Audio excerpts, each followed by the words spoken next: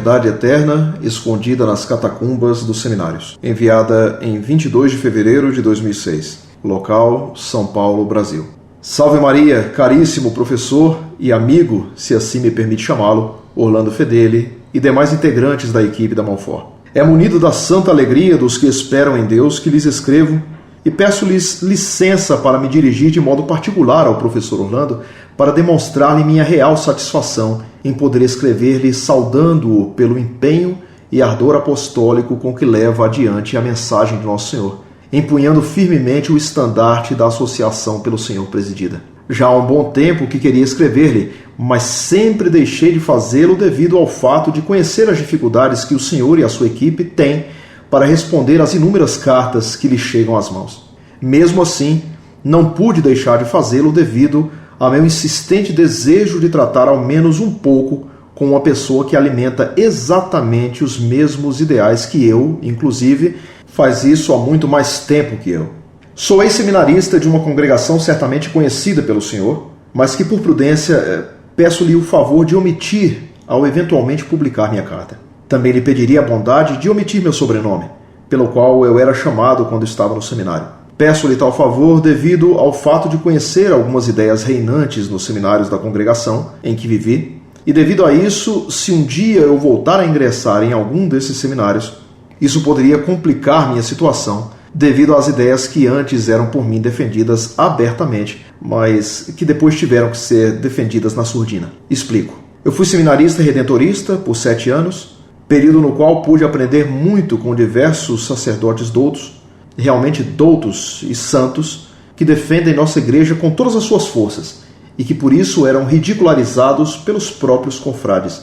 Mas também pude presenciar a invasão e proliferação de diversas doutrinas avessas à sã doutrina, sempre ensinada pela igreja. Nesse período tomei conhecimento real do que antes só ouvia falar, a missa tridentina, ainda rezada em particular por muitos padres da referida congregação. A nós, seminaristas, era um encanto conhecer as belezas da liturgia de São Pio V.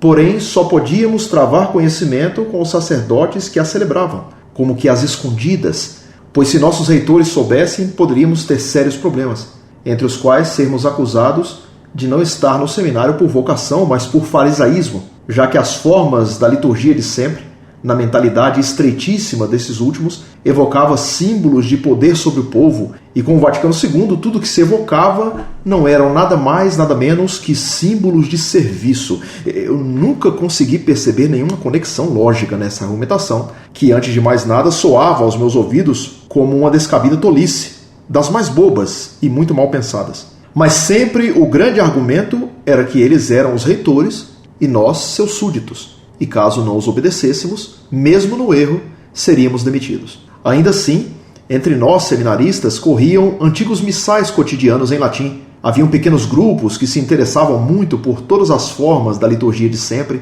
e não raras vezes encontrávamos sacerdotes que nos apoiavam e que para nós eram como que um oásis em meio a tanta hostilidade secura para com a liturgia realmente católica e não protestantizada como a que temos hoje. Sempre travamos conhecimento com um velho sacerdote e eminente latinista que nos ensinava tudo a respeito das rúbricas da missa de sempre e nos incitava a, no futuro, não deixá-la morrer, conforme sua dolorosa expressão. Tempos bons e frutuosos. Esse sacerdote, apesar das chacotas pelas quais passava e que provinham dos próprios religiosos, jamais abandonou o uso da veste eclesiástica. Sempre conservou seu hábito religioso e nos incentivava a fazer o mesmo. Quando celebrava em particular a missa, era de sempre, e os paramentos, o altar e tudo mais também. Vos escrevo tudo isso para encorajá-lo em sua luta pela valorização daquilo que sempre foi da igreja e que agora ela mesmo parece esquecer-se.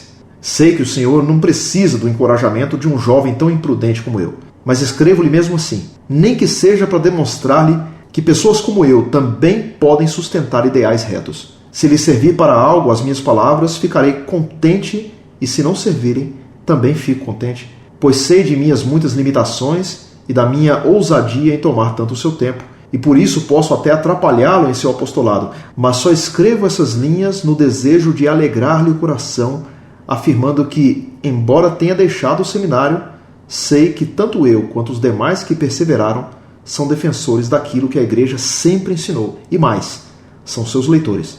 Conheço seminaristas, padres e irmãos da congregação em que estive que muito admiram o trabalho da Montfort e, embora não se comuniquem com a associação, a auxiliam com as suas orações. Por isso, ouso dizer-lhe, ânimo! Muitos membros dos seminários e até mesmo clérigos leem muita coisa do que se publica no site da Montfort e as utilizam. Um de meus professores no seminário era assíduo leitor e nos indicava sempre. Desejaria muito participar de uma palestra sua ou mesmo colaborar com o senhor de algum modo. Gostaria de conhecê-lo e, se me perdoa a indiscrição, agradecer-lhe pessoalmente pela contribuição que me tem oferecido através da Montfort.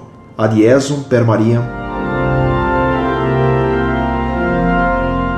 Muito prezado, salve Maria. Evidentemente, permito que me chame de amigo, pois, como ensina São Tomás, amigos são aqueles que querem as mesmas coisas e que não querem as mesmas coisas. Queremos o triunfo da Igreja Católica sobre a heresia modernista. Queremos ambos a missa de sempre e o fim da missa modernista de Bunini e Paulo VI. Queremos ambos o triunfo do Imaculado Coração de Maria, como foi predito em Fátima. Portanto, somos amigos no mais profundo sentido da palavra. Amigos por termos a mesma fé. Amigos por termos a mesma caridade. Amigos por termos a mesma esperança e a mesma certeza. Você não imagina como sua carta me deu ânimo. Sua carta me demonstrou o que sempre acreditei. Não é só na Montfort que Deus reúne os católicos.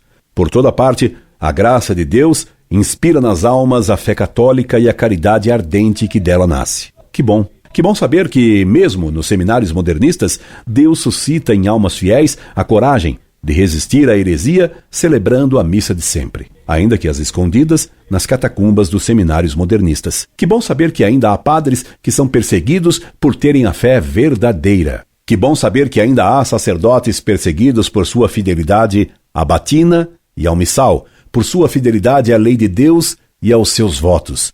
Então, no deserto, há oásis. Então no deserto há fontes. Então no deserto há tamereiras com doces frutos. Então aquela que era chamada estéril, a Igreja Católica, é sempre fecunda. Bendito seja Deus que me deixou saber e ver que seu braço onipotente não perdeu o poder. Bendito seja Deus que me deixou conhecer que a semente do seu verbo continua fecunda, germinando escondidamente na terra árvores frutíferas e espigas douradas. Bendito seja Deus que me permitiu saber que mesmo nas areias do deserto, seu poder de dar vida gera almas fiéis. Bendito seja Deus que me permitiu saber que as palavras que digito caem em inteligências fiéis e que não é vã a faina da Montfort. Como me seria agradável pedir a bênção de um sacerdote que é debochado por sua fidelidade à missa de sempre e à batina. Como me dá ímpeto de luta o saber que há velhos sacerdotes e jovens seminaristas que leem, talvez às escondidas, o site Montfort e que rezam para que Deus nos conceda sabedoria e coragem. E conhecendo muito bem meus pecados, minha indignidade e meu nada, o saber dessas orações me explica o êxito e a fecundidade apostólica do site Montfort. Diga então em meu nome para esses sacerdotes e seminaristas que de joelhos, diante de Deus, lhe agradeço as orações e súplicas que fazem a Deus pelo combate da Montfort. Deus lhes pague.